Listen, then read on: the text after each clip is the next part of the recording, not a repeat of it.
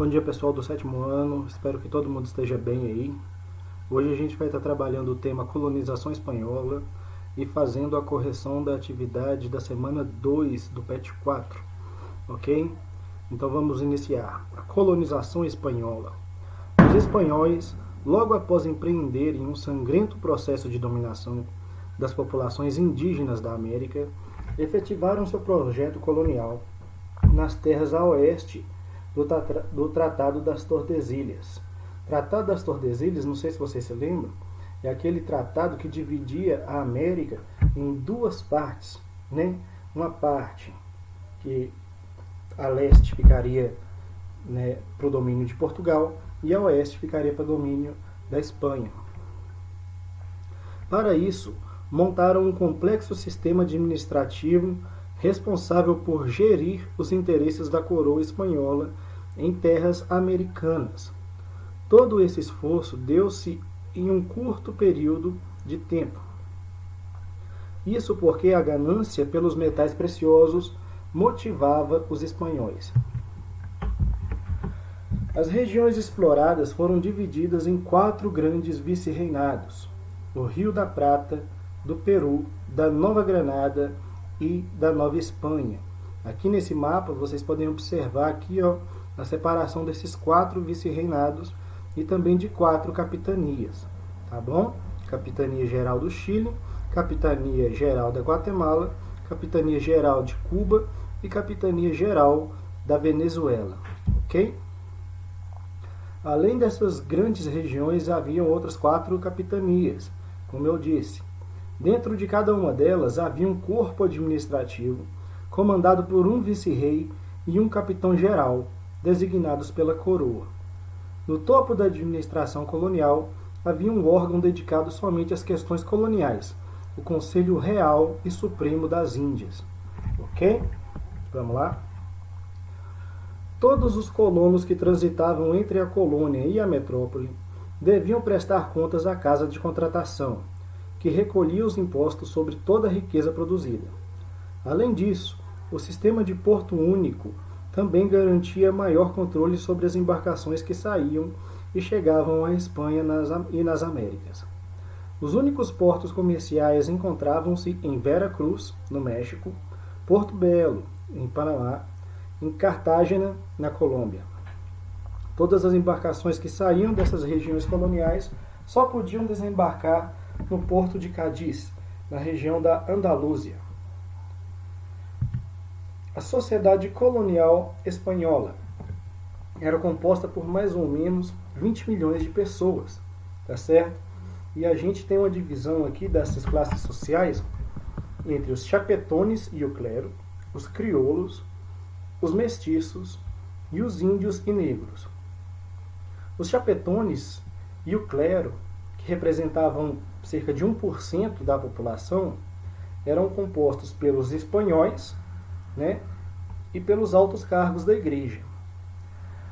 Abaixo deles haviam os crioulos, de 13,5% da população, que eram descendentes de espanhóis nascidos na América. A elite colonial, eles eram a elite colonial, grandes proprietários e comerciantes, integrantes dos cabildos, que eram as câmaras municipais. Então, eles não tinham a mesma importância dos espanhóis nascidos na Espanha, mas eles, como os descendentes espanhóis, também tinham uma certa liderança local, né? Eles eram integrantes dos cabildos, que eram as câmaras municipais, os locais onde eram feitas as decisões mais regionais. Abaixo deles, com 27,5% da população, haviam os mestiços, que eram compostos por capatazes e artesãos que serviam aos crioulos. E abaixo deles todos, né, a maior parte da sociedade, 58% da sociedade, era composto por índios e negros, né, que eram explorados como escravos ou semi-escravos.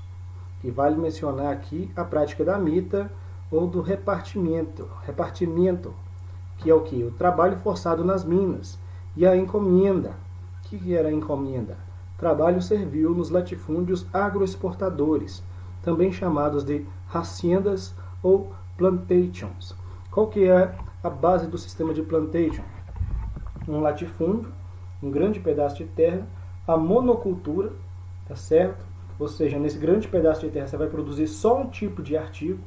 E qual que é o objetivo da produção desse artigo? A exportação, tá bom? Então esses são os 3 pilares do plantation, do sistema plantation: latifúndio, monocultura e exportação. Ok? Responsáveis pelo cumprimento dos interesses da Espanha, no ambiente colonial, os chapetones eram todos os espanhóis que compunham a elite colonial. Logo em seguida estavam os crioulos. Eles eram os filhos de espanhóis nascidos na América e dedicavam-se à grande agricultura e ao comércio colonial. Sua esfera de poder político era limitada à atuação junto às câmaras municipais, mais conhecidas como cabildos. Na base da sociedade colonial espanhola estavam os mestiços, os índios e os escravos. Os primeiros realizavam atividades auxiliares na exploração colonial e, dependendo de sua condição social, exerciam as mesmas tarefas que os índios e escravos. Os escravos africanos eram minoria, concentrando-se nas regiões centro-americanas. A população indígena foi responsável por grande parte da mão de obra empregada nas colônias espanholas. Disso se diverge sobre a relação de trabalho estabelecida entre os colonizadores e os índios. Muito se diverge, tá certo? Sobre essa relação entre colonizadores e os índios. Alguns pesquisadores apontam que a relação de trabalho na América Espanhola era escravista.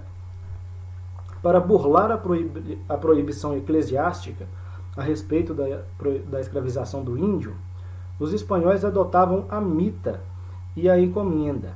A mita consistia em um trabalho compulsório, onde parcelas das populações indígenas eram utilizadas para uma temporada de serviços prestados. Já a encomenda funcionava como uma troca, onde os índios recebiam em catequese e alimentos por sua mão de obra. Só que muitas vezes acabavam morrendo, né, no trabalho nessas minas, que era cobrado, né, de certa forma como um imposto, sem acabar sabendo rezar nem sequer um Pai Nosso, tá certo? Então eles ganhavam alimento e catequese por trabalho forçado, por mão de obra, né? Só que muitas vezes acabavam morrendo de fome sem saber rezar nenhum Pai Nosso. No final do século XVIII, com a disseminação do ideário iluminista e a crise da coroa espanhola, devido às invasões napoleônicas, houve o processo de independência que daria fim ao pacto colonial, mas não resolveria o problema das populações economicamente subordinadas do continente americano.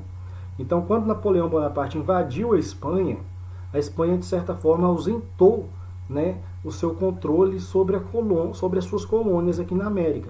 E foi nesse momento, nesse enfraquecimento que ocorreu na monitoração, né, das suas colônias, que elas começaram os processos de independência. Agora vamos para as atividades aqui do PET 4 da semana 2, tá certo? Isso aí é um erro no slide, mas é a segunda semana. Correção das atividades, a Sociedade Colonial da América Espanhola. Vamos lá. Inicialmente o PET ele vai trazer esse texto aqui para a gente, a Sociedade Colonial da América Espanhola. Vamos fazer a leitura dele aqui para a gente fazer as atividades. Quando os espanhóis chegaram à América, ao fim do século XV, o choque de realidades entre as civilizações teve um fim trágico aos povos mesoamericanos, né, que eram os povos nativos da América. A violência militar espanhola, associada a um poderio bélico maior e doenças desconhecidas por incas e astecas, culminaram com a destruição dessas sociedades. Ou seja, eles tinham armas melhores e ainda traziam doenças que os índios não tinham, né, imunidade contra elas. Isso aí acabou gerando muita destruição nessas sociedades e ajudando os espanhóis a dominar aqui o território. Por outro lado, os europeus logo perceberam que haviam encontrado terras ricas em metais preciosos e que seria necessário se instalarem o mais rápido possível, criando um novo tipo de sociedade que a coroa espanhola poderia controlar sem maiores problemas.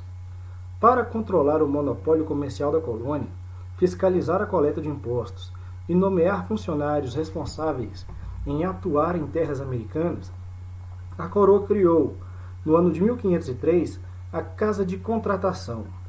Este órgão, localizado na metrópole, tinha como finalidade gerir a administração geral da colônia, mesmo não estando localizado no mesmo território que estava sendo colonizado. Para facilitar as tomadas de decisões acerca de assuntos relacionados à colônia, foi criada em 1524 o Conselho das Índias, onde o rei indicava pessoas de sua confiança para auxiliá-lo nessas tomadas de decisões. Entretanto, não tardou para perceberem que seria muito mais vantajoso administrarem as colônias a partir de seus próprios territórios, levando a força administrativa da coroa para o Novo Mundo, enfatizando a subordinação dessas administrações coloniais à metrópole europeia. Então era melhor, era mais fácil, mais efetivo, funcionava melhor que essa administração, que essa casa de contratação, ela se localizasse na própria colônia. Tá certo? Os territórios da América Espanhola, que compreendem terras desde a atual América do Norte, passando pela América Central e quase todo o território da América do Sul, foi dividido em 4 vice-reinos. O rei nomeava nobres espanhóis ou membros importantes da alta burguesia para atuar como vice-reis, dando a eles o poder administrativo, jurídico, militar e religioso em suas terras. Eles seriam os representantes diretos do rei da Espanha em terras coloniais. Portanto, tinham todo o poder real em suas mãos enquanto estivessem nas colônias.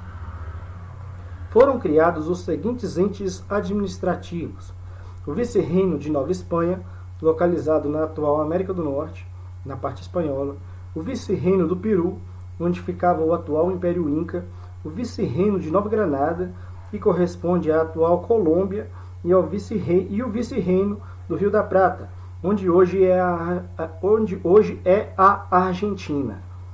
Além disso, existiam as capitanias gerais, divisões administrativas ligadas a posições estratégicas dentro da colônia.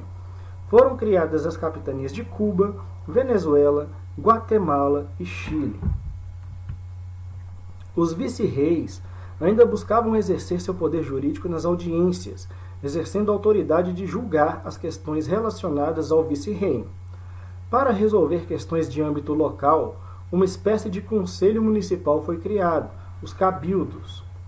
Tendo a extração de prata como principal fonte de riqueza das colônias, a coroa espanhola, ao contrário da América portuguesa, utilizou em larga escala o trabalho escravo da população indígena, podendo, em alguns casos, ocorrer uma forma de trabalho livre.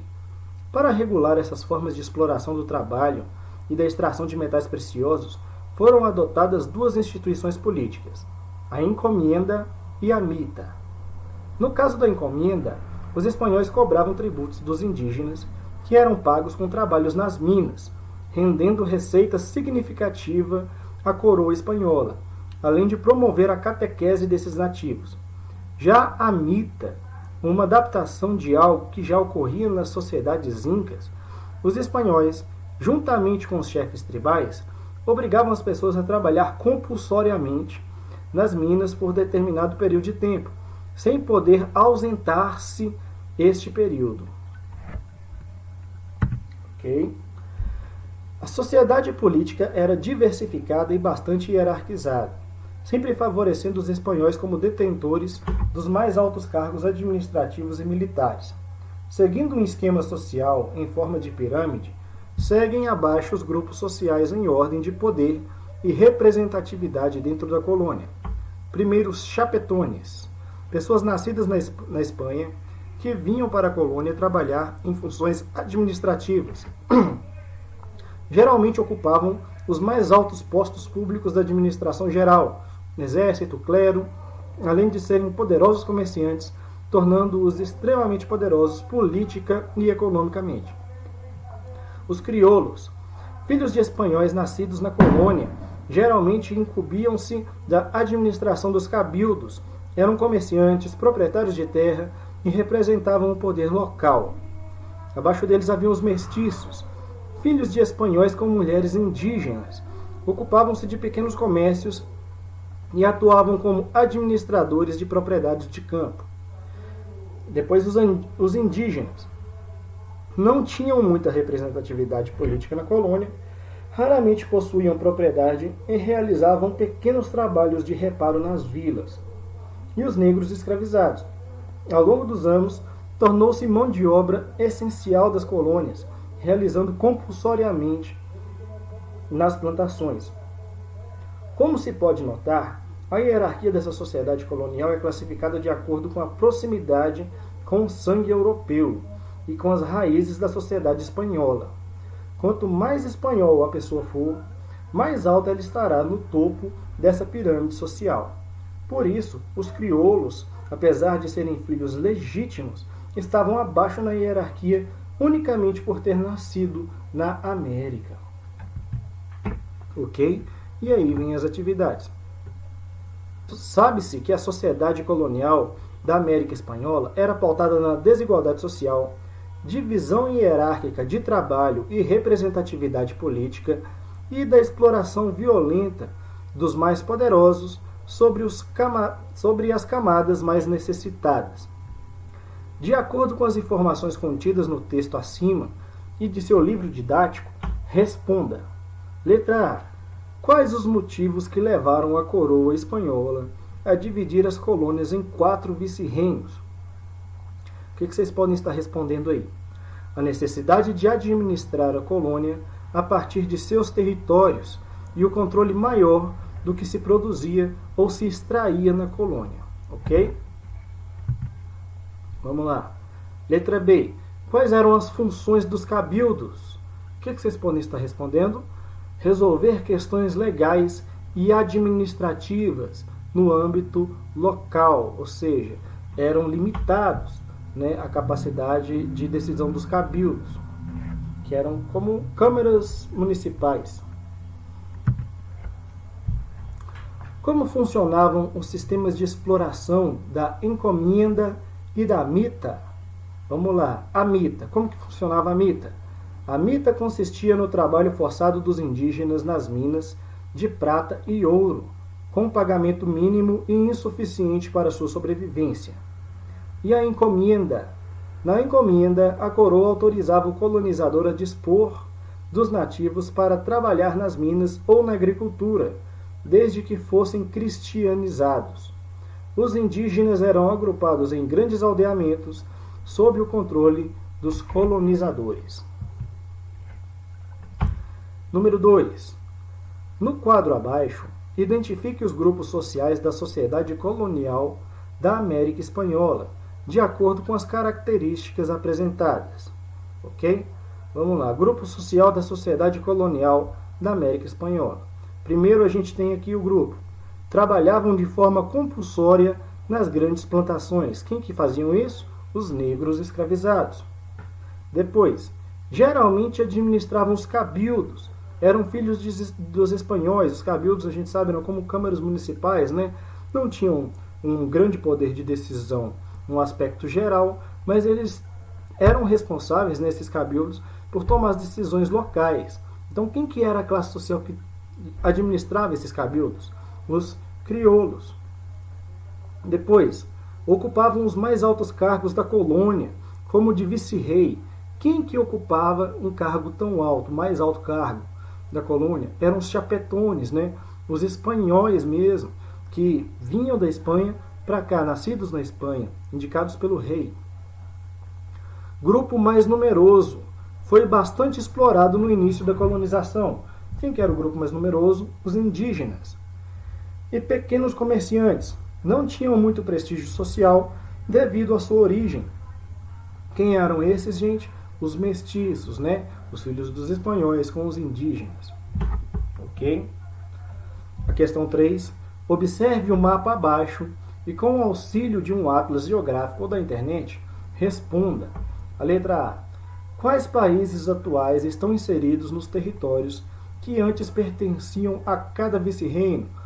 A gente tem aqui o vice-reino da Nova Espanha, o vice-reino de Nova Granada, o vice-reino do Peru e o vice-reino do Rio da Prata. Quais países atuais ocupam os territórios que antes eram ocupados por esses vice-reinos? Vamos ver aqui. O que vocês podem estar respondendo? Se você for comparar com o mapa, o mapa atual, a gente pode dizer que no vice-reino da Nova Espanha, ele abrangia, né, terras do que hoje são partes dos Estados Unidos e do México. Já o vice-reino da Nova Granada ocupava terras do que hoje é a Venezuela, a Colômbia, o Equador e o Panamá. O vice-reino do Peru ocupava terras do que hoje é o Peru, o Chile, parte da Bolívia e parte do Brasil. E o antigo vice-reino da Prata ocupava terras do que hoje é a Argentina, o Uruguai, o Paraguai e parte da Bolívia. Turma, espero que esse vídeo tenha sido de bom proveito para vocês e até a próxima aula. Fiquem bem e um abraço.